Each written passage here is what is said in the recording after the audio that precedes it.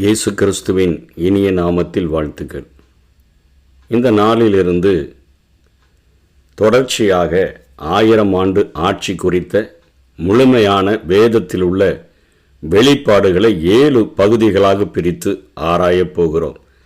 இதுவரையிலும் ஏசாயா அநேக தன்னுடைய அதிகாரங்களிலே 1000 வருட அரசாட்சிகளை அப்படியே கொஞ்சம் கொஞ்சமாக அவர் குறிப்பிடுகிறதையும், எரேமியா குறிப்பிடுகிறதையும், எசேக்கியேல் குறிப்பிடுகிறதையும், மீகா குறிப்பிடுகிறதையும், சகரியா குறிப்பிடுகிறதையும் பார்த்தோம். வேதம் முழுவதிலும் இந்த 1000 ஆண்டு ஆட்சி குறித்த முழுமையான வெளிப்பாடு என்ன என்பதை ஒரு 7 பகுதிகளாக பிரித்து ஒரு சில தினங்களுக்குள்ளாக நம்ம இதை முழுமையாக கற்றுக்கொள்ளப் போகிறோம். இந்த 1000 ஆண்டு அரசாட்சி அர்மகதான் போரின் இறுதியுடன் தொடங்கி, அதாவது மகாபத்திரவ காலம் முடிவடையும் பொழுது இயேசு கிறிஸ்து இந்த பூமியில் சாத்தானோடு கூட யுத்தம் பண்ணுகிற, தேசங்களோடு கூட யுத்தம் பண்ணுகிற அந்த அர்மகதான் போரின் இறுதியுடன் தொடங்கி 1000 ஆண்டு முடியும் பொழுது அவிழ்க்கப்படுகிற, விடுதலையாக்கப்படுகிற சத்துருவானவன் பூமியில் உள்ள எல்லா ஆண்டவருக்கு விரோதமான ஜனங்களையும் கூட்டிக் கொண்டு அவன் யுத்தத்திற்கு வரும்பொழுது அந்த யுத்தத்தை குறித்து கோகு மாகோகு போர் என்று சொல்லப்படுகிறது. அதோடு கூட இந்த 1000 வருட அரசாட்சியானது முடிவடைகிறது. இயேசு கிறிஸ்து ரகசியமாக வந்து விசுவாசிகளை நடுவானிலே சேர்த்து கொண்ட பின் உலகில் 7 ஆண்டுகள் அந்தி கிறிஸ்துவினுடைய ஆட்சி நடக்கும் என்று சொல்லி வேதம் தெளிவாக நமக்கு போதிக்கிறது. அதன் பின் இயேசு கிறிஸ்து வெளிப்படையாக தோன்றி அர்மகதான் போரை வென்று சாத்தானை கட்டி பாதாளத்தில் போட்டுவிட்டு உலகில் 1000 ஆண்டு ஆட்சியை ஆண்டவர் நடத்துவார். இயேசு கிறிஸ்து ஒரே அரசனாக எருசலேமில் வீற்றிருந்து இந்த உலகம் முழுவதையும் ஆளுகை செய்வார். உலகம் முழுவதும் இஸ்ரவேலுடைய பலனால் நிரப்பப்படும் என்கிறதை குறித்து நாம் பார்த்திருக்கிறோம். இதை நம்ம நித்திய வாழ்க்கையுடன் கொண்டு போய் குழப்பக்கூடாது. இது 1000 ஆண்டு மட்டும் நிகழும் நிகழ்ச்சி. இது பரலோகத்திலோ அல்லது புதிய பூமியிலோ நிகழாது. இதே பூமியில் பாவ சுபாவமுடைய சரீரத்தை கொண்ட மனிதர்கள் நடுவில் நிகழும் ஒரு ஆட்சியாகும். இது கோகு மாகோகு போருடன் இறுதிக்கு வந்து பூமி சிட்டரிக்கப்படுவதுடன் முடிவு பெறும். வெளிப்படுத்தல் 20ஆம் அதிகாரம் 1-10 வரைகளை உள்ள வசனங்களை நாம் தியானித்தோம் என்று சொன்னால், அந்த சாத்தான ஒரு தூதன் ஒரு பெரிய சங்கிலினால கட்டி பாதாளத்தில் அடைத்து வைத்த பின்பு நடக்கிற காரியங்கள் இவைகளை வெளிப்படுத்தல் 20:1-10 வரை விளக்குகின்றன. இந்த 1000 ஆண்டு ஆட்சியினுடைய நோக்கம் என்ன என்பதை முதலிலே நாம் தெளிவாக தெரிந்து கொள்ள வேண்டும். அதற்கு முதல் காரியம், அந்த ஆட்சியினுடைய நோக்கம் என்கிற முதல் தலைப்பிலே நாம் பார்த்தோம் என்று சொன்னால், அதிலே முதல் பிரிவிலே பரிசுத்தவான்களுக்கு ஆண்டவர் பிரதிபலன் அளிக்க வேண்டும். இந்த பூமியில் இந்த நாட்களில் ஆண்டவருக்காக வாழ்கிறவர்கள், அவர்களுக்கு ஆண்டவர் பரிசு கொடுக்க வேண்டும், பிரதிபலன்களை கொடுக்க வேண்டும். சங்கீதம் 58ஆம் அதிகாரம் 11ஆம் வசனத்தை பார்த்தோம் என்று சொன்னால், அப்பொழுது மெய்யாய் நீதிமானுக்கு பலன் உண்டென்றும் மெய்யாய் பூமியிலே நியாயம் செய்கிற தேவன் உண்டென்றும் மனுஷன் சொல்லுவான். இந்த பூமியில வாழ்கிற மனிதர்கள் அவங்க சொல்லணும், நீதிமானுக்கு பலன் இருக்குதுப்பா, பூமியிலே நியாயம் செய்கிற ஒரு ஆட்சி, ஒரு தேவன் உண்டென்று எல்லா மனுஷர்களும் சொல்லும்படியாக ஆண்டவர் இந்த பூமியிலேயே பரிசுத்தவான்களுக்கு அவர் பிரதிபலன்களை கொடுக்கக்கூடியவராய் இருக்கிறார். இதுதான் ஆட்சியினுடைய முதல் நோக்கமாக காணப்படுகிறது. நீதிமொழிகள் 11ஆம் அதிகாரம் 18ஆம் வசனத்தினுடைய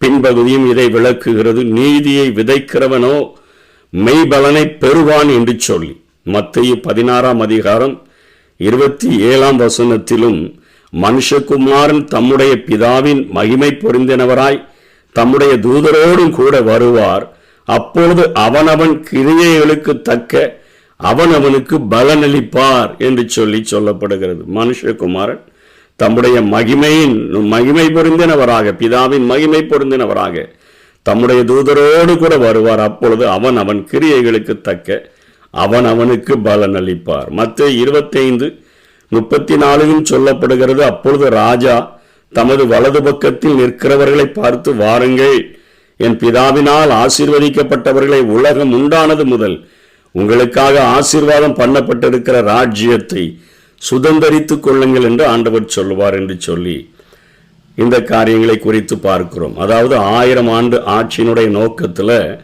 முதல் பகுதி பரிசுத்தவான்களுக்கு பிரதிபலன்கள் கொடுக்கப்படுகிறது. இரண்டாவது, அந்த 1000 ஆண்டு ஆட்சியினுடைய நோக்கம் என்ன? கர்த்தர் கற்பித்த ஜெபத்தினுடைய உள்ளடக்க நிறைவேறுதல் அங்கே நடக்கிறது. ஆண்டவராய் இயேசு இந்த பூமியில வாழும் பொழுது ஜெபிப்பதற்கு கற்றுக் கொடுத்தாரே.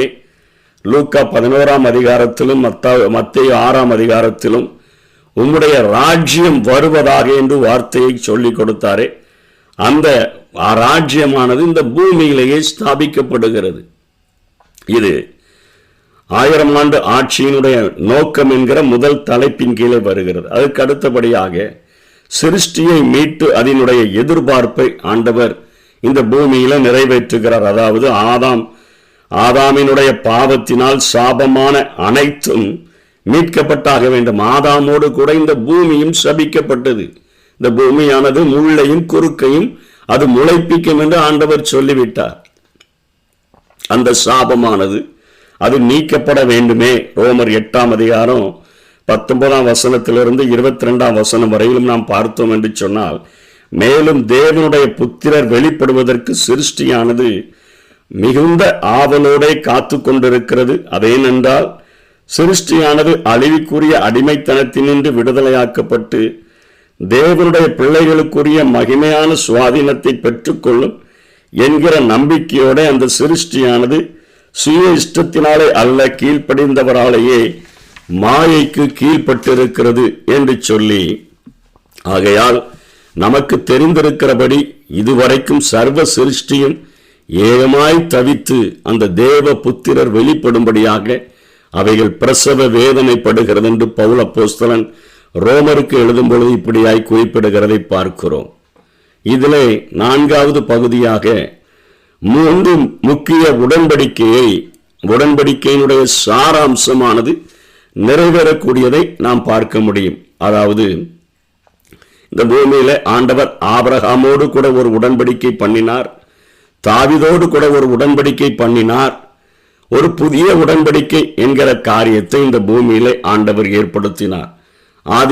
ஆதியாகமம் 12ஆம் அதிகாரம் 1-3 வரை மற்றும் 7ஆம் வசனங்கள்ல கர்த்தர் ஆபிராமை நோக்கி, நீ உன் தேசத்தையும் உன் இனத்தையும் உன் தகப்பனுடைய வீட்டையும் விட்டு புறப்பட்டு நான் உனக்கு காண்பிக்கும் தேசத்துக்கு போ. நான் உன்னை பெரிய ஜாதியாக்கி உன்னை ஆசீர்வதித்து உன் பேரை பெருமைப்படுத்துவேன். நீ ஆசீர்வாதமாயிருப்பாய்.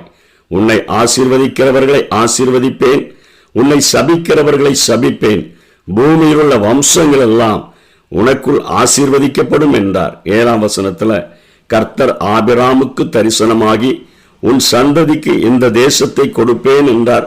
அப்பொழுது அவன் தனக்கு தரிசனமான கர்த்தருக்கு அங்கே ஒரு பலிபிடத்தை கட்டினான் என்று சொல்லி ஆபிரகாமுடைய வாழ்க்கையானது அது ஆண்டவரால தொடங்கப்படுகிறதை பார்க்கிறோம். அவனை குறித்து, அவனை பிரித்தெடுத்து, அவனை ஆசீர்வதித்து, அவனை நான் பெருமைப்படுத்துவேன் என்று சொல்லுகிறார்.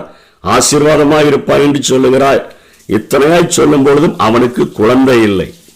ஒரு குழந்தை கூட இல்லாதபடி காணப்படுகிறான். ஆதியாகமம் 13ஆம் அதிகாரம் 14ஆம் வசனத்திலிருந்து 17ஆம் வசனம் வரையிலும் லோத்து ஆபிராமை விட்டு பிரிந்த பின்பு கர்த்தர் ஆபிராமை நோக்கி, உன் கண்களை ஏறெடுத்து நீ இருக்கிற இடத்திலிருந்து வடக்கையும் தெற்கையும் கிழக்கையும் மேற்கையும் நோக்கி பார்.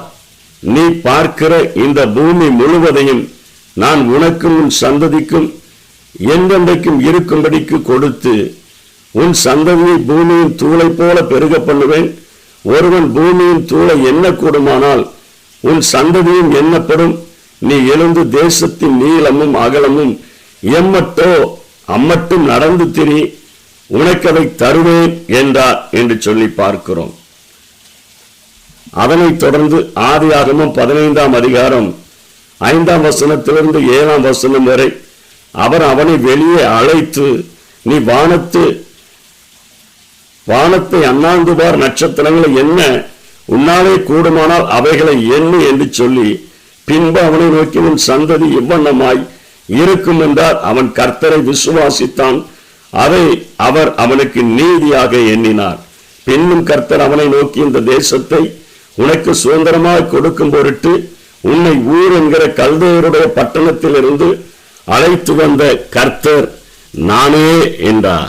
ஆதியாகமம் 17ஆம் அதிகாரம் 7ஆம் வசனம் 8ஆம் வசனத்துல உனக்கும் உனக்கு பின்வரும் சந்ததிக்கும் நான் தேவனாய் இருக்கும்படி எனக்கும் உனக்கும் உனக்கு பின்வரும் தலைமுறையாக வரும் உன் சந்ததிக்கும் நடுவே என் உடன்படிக்கையை நித்திய உடன்படிக்கையாக ஸ்தாபிப்பேன். நீ பரதேசியாய் தங்கி வருகிற கானான் தேசம் முழுமைக்கும் உனக்கும் உன் பின்வரும் உன் சந்ததிக்கும் நித்திய சுதந்திரமாக கொடுத்து நான் அவர்களுக்கு தேவனாய் இருப்பேன் என்று எங்கே ஆண்டவர் ஆபிரகாமோடு கூட உனக்கு குழந்தையே இல்லாத போது ஒரு உடன்படிக்கையை ஏற்படுத்துகிறார். ஆதியாகமம் 22ஆம் அதிகாரம் 17ஆம் வசனம் 18ஆம் வசனத்துல நான் உன்னை ஆசீர்வதிக்கவே ஆசீர்வதித்து உன் சந்ததியை வானத்தின் நட்சத்திரங்களைப் போலவும் கடற்கரை மணலைப் போலவும் பெருக பண்ணுவேன் என்றும் உன் சந்ததியார் தங்கள் சத்ருவின் வாசல்களை சுதந்தரித்துக் கொள்ளுவார்கள் என்றும் நீ என் சொல்லுக்கு கீழ்ப்படிந்தபடியினால் உன் சந்ததிகள் பூமியில் உள்ள சகல ஜாதிகளுக்குள்ளும் அது ஆசீர்வதிக்கப்படும் என்றும் என் பேரில் ஆணையிட்டேன் என்று கர்த்தர் சொல்லுகிறார். இன்றைக்கு ஆபிரகாம் இந்த பூமியில அவன் இத்தனை தன்னுடைய சந்ததி பெருகி இருக்கிறத பார்க்க முடியல. எல்லா விசுவாச மார்க்கத்தாரும் ஆபிரகாமினுடைய சந்ததியார். அவர்கள் ஆபிரகாமோடு கூட விசுவாச மார்க்கத்தார் அனைவரும் ஆசீர்வதிக்கப்படுகிறார்களே. அந்த ஆசீர்வாதத்தினுடைய உடன்படிக்கையின் நிறைவேறுதலை இந்த 1000 வருட அரசாட்சியில ஆபிரகாம் அதை காண முடியும்.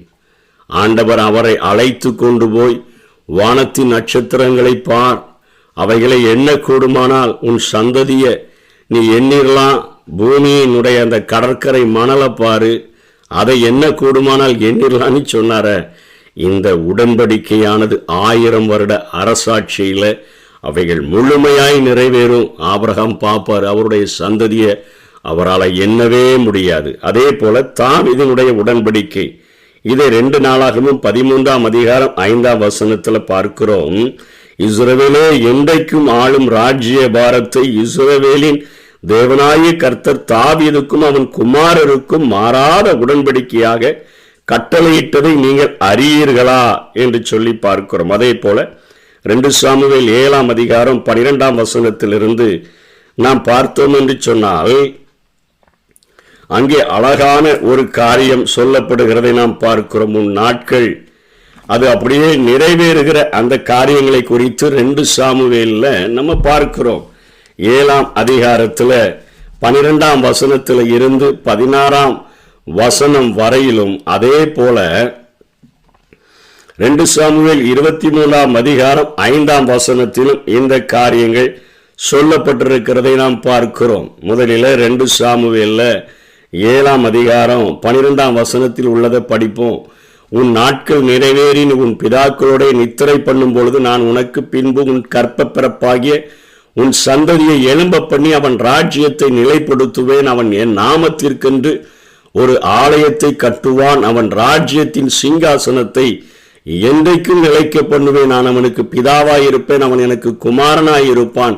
அவன் அக்கிரமம் செய்தால் நான் அவனை மனுஷனுடைய மிலாற்றினாலும் மனுபுத்திரனுடைய அடிகளினாலும் தண்டிப்பேன். உனக்கு முன்பாக நான் தள்ளிவிட்ட சவுலிடத்திலிருந்து என் கிருபையை விலக்கினது போல அவனை விட்டு விலக்க மாட்டேன். உன் வீடும் உன் ராஜ்யமும் என்றைக்கும் உனக்கு முன்பாக ஸ்திரப்பட்டிருக்கும். உன் ராஜாசனம் என்றைக்கும் நிலை பெற்றிருக்கும். இதை தாவீது காண்பார்.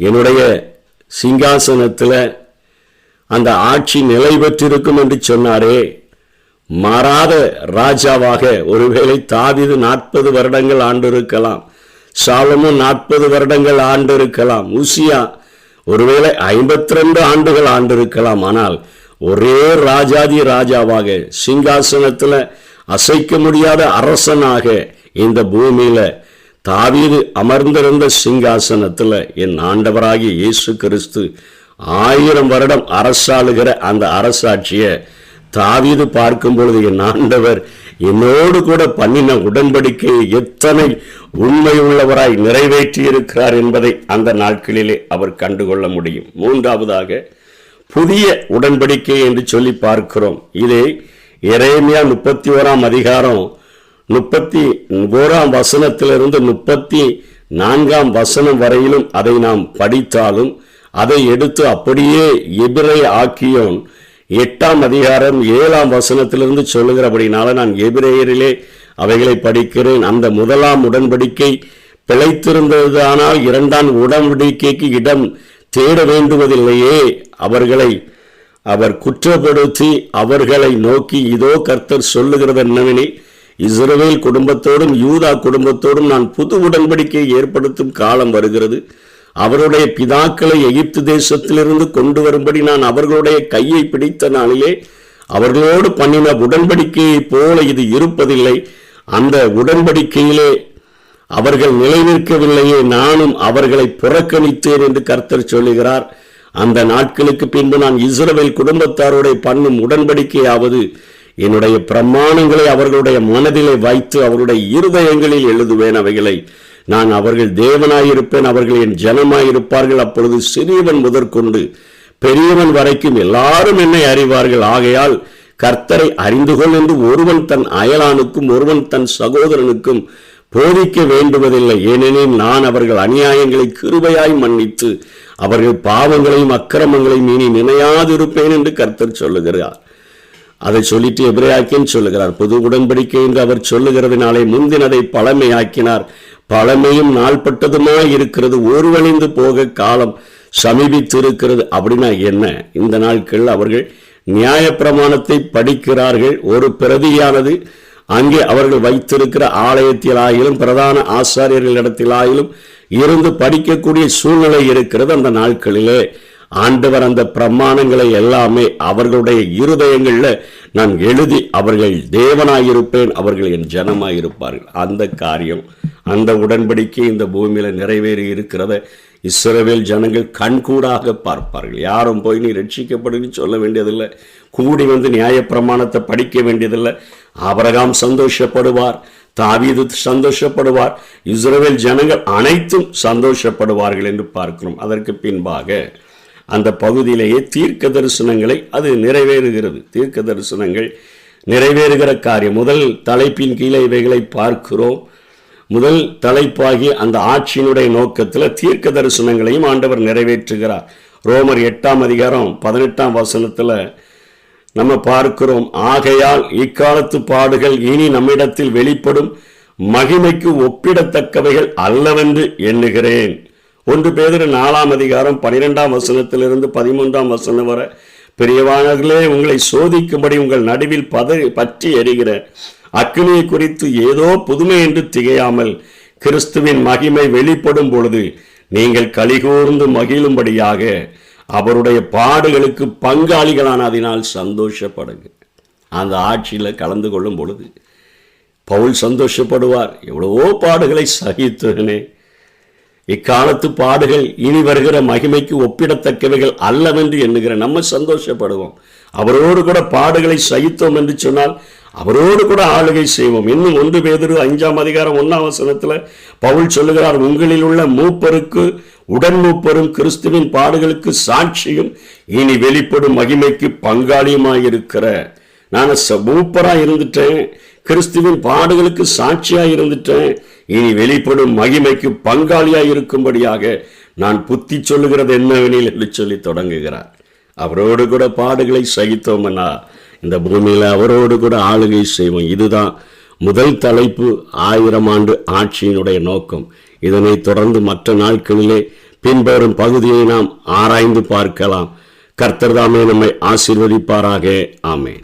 1000 வருட அரசாட்சியே, பரிசுத்தவான்களின் ராஜ்யமே, பரமபிதா வேதவாக்கிதே, பசுமை பொற்காலம் வருகின்றதே.